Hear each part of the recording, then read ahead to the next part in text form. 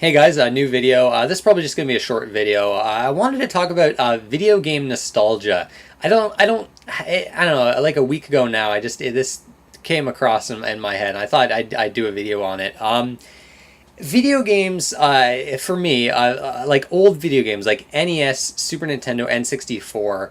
A lot of those games are very nostalgic to me, and I don't know. I want to talk about this because I want to know some of your guys like and favorite like nostalgic video games. What video games were nostalgic to you?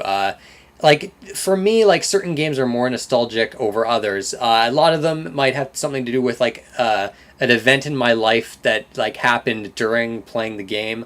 Um, a weird thing though is like I have all these nostalgic memories attached to all these old games, but my brother, like he grew up playing the same games I did, and he doesn't have a nostalgic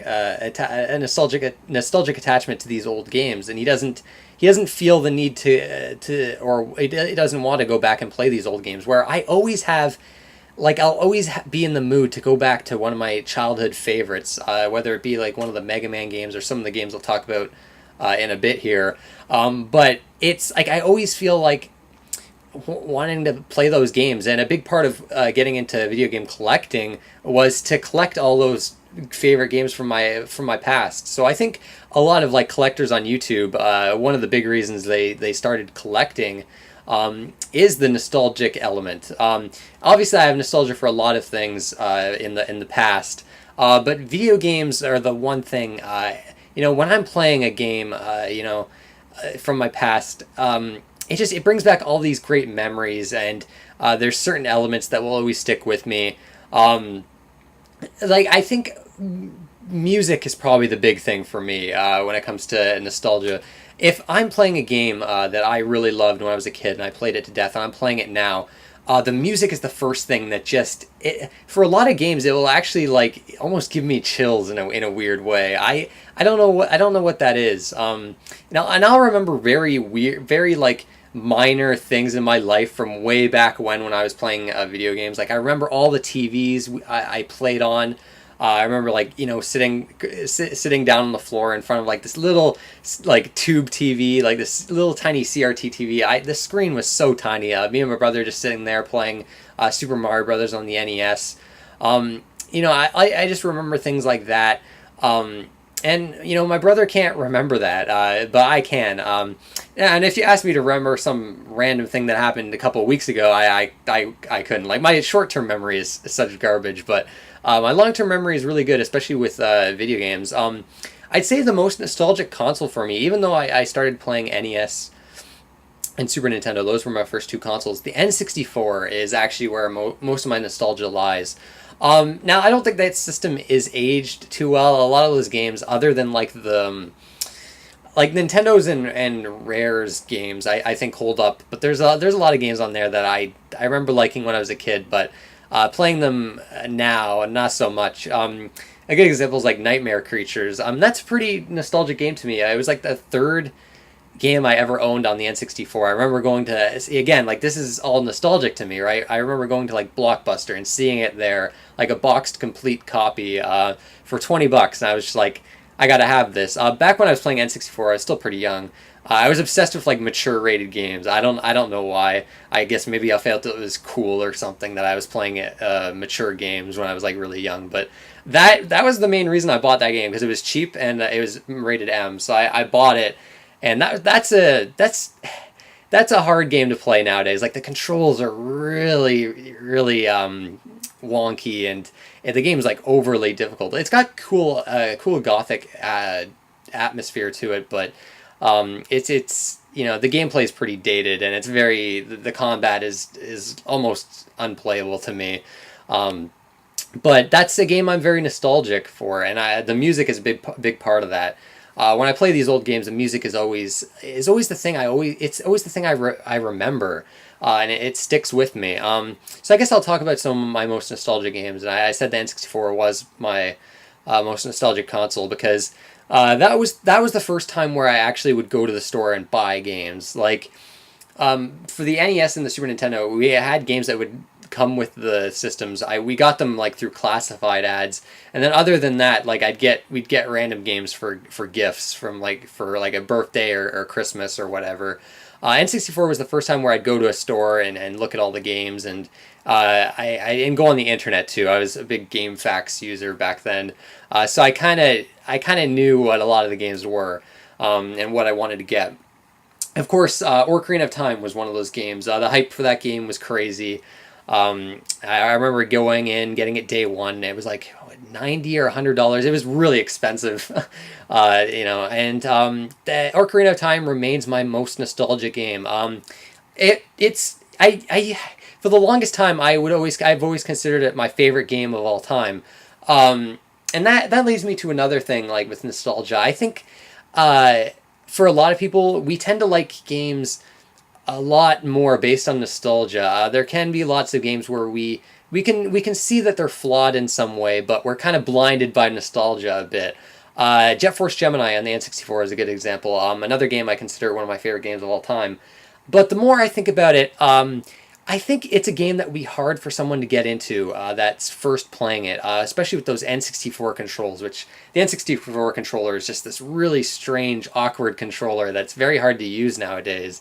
And that game, I think with its controls, it can be a hard game to go back to, but because I played it to death when I was a kid, constantly renting it, it's one of those games that's very nostalgic to me. The music, of course, is a big factor, and I think that soundtrack, I love the soundtrack. I consider it one of my favorite soundtracks. I'm not so sure it's a soundtrack that people, when they first listen to it now for the first time, they might not think it's that great. And I think Ocarina of Time is another good example of a game that, I mean, it is a timeless game. It's considered a masterpiece, but I definitely know a few people have tried to play it in the last few years for the very first time, and they can't get into it. They find it very dated and archaic. And of course, it's a game I'll always love, and it's very nostalgic for me. I played it, the last time I played it through was on the 3DS, the 3DS remake, the Master Quest. Actually, I played it twice on the 3DS remake. I still loved it. I still love the game. I can see now that it's a very easy game. Other than Master Quest, the Master Quest is kind of difficult, but the basic playthrough, I'll admit, it's pretty easy. And I think there might be even other Zelda games that I think are better quality in terms of like dungeon designs. And I mean, Hyrule Field, yeah, it's very bland. It's not as big as it seemed when Ocarina of Time first came out, but that game is just so nostalgic to me. I just remember it because I mean, this was the first game I was really obsessed with.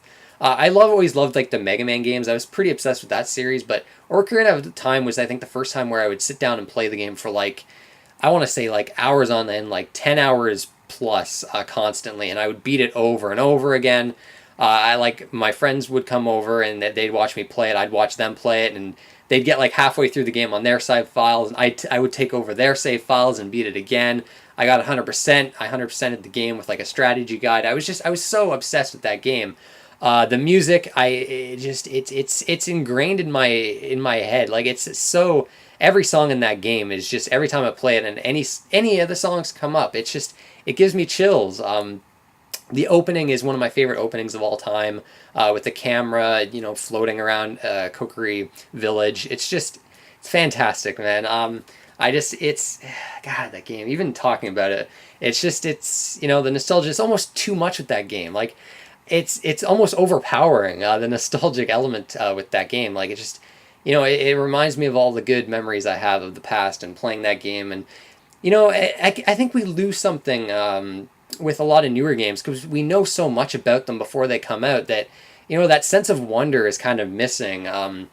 That I got from so many games back on the NES, Super Nintendo, and N64. And as far as nostalgia goes, I think as far back, I think now I'm getting to the point where Xbox games are starting to become nostalgic to me. I was thinking a couple days ago of Jet Set Radio Future and Ninja Gaiden, two games on the original Xbox that are two of my favorites, and actually even Star Wars Knights of the Old Republic. And I'm starting to feel a bit nostalgic with those games, even though. I've only played them once each. Well, Ninja Gaiden I've played a bunch because that was the game I'm very nostalgic for because the demo, before that game came out, the demo, I had it on like a demo disc with the official Xbox magazine. I played that demo over 100 times. Like I was obsessed with that demo. Like I thought that game, just that demo alone was the greatest thing ever. And it's still my favorite like character action game. And when that game came out, I was just fucking in love with that game. And it's a very nostalgic game to me. Even the music. And actually, I played that demo so much that when I played the game, I actually didn't find it that hard. I was kind of baffled by all the reviews that came out that said they were like, "Oh, this game is so hard. It's one of the hardest games in years." I remember blazing through that game and finding like it was definitely a challenge, but I didn't. I don't know. For some reason, I didn't find it as hard as a lot of people did. I think that's because I played the demo so much that I was so, I was so used to the combat that when I played the demo, I knew how the combat worked completely. I loved how that game wasn't entirely linear either. There was a lot of exploration to that game. I figured out all the secrets. Jet Set Radio Future is another one that like came with the Xbox, and I played that to death, unlocking all the characters. I want an HD remake of that game so bad on like Steam or whatever. Because yeah, I've always liked Jet Set Radio Future more than Jet Grind Radio. I've actually never cared for Jet Grind Radio. I didn't play it on the Dreamcast, so that even brings me to another point. Like with some games I play that I don't have a nostalgic attachment towards that a lot of people do, and I don't find them all that great. I've often said this about Super Mario 64. I've always struggled to get into that game. I didn't play it when I was a kid. I have to wonder if maybe that's a big reason why I can't get into it. Is because I wasn't one of those people that played it when it first came out.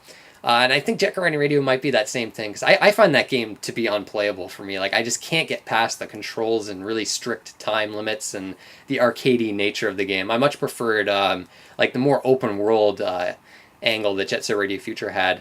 But yeah, I guess those are all the games I want to talk about. I mean, there's so many games that I have nostalgic attachment towards, and it's like, sometimes I gotta say I am probably blinded by nostalgia a bit. I've even looked at some of my favorite games of all time, and I think I've kind of looked at Ocarina of Time, and it kind of lowered it down the ranks a bit. I think Dark Souls is probably my favorite game of all time.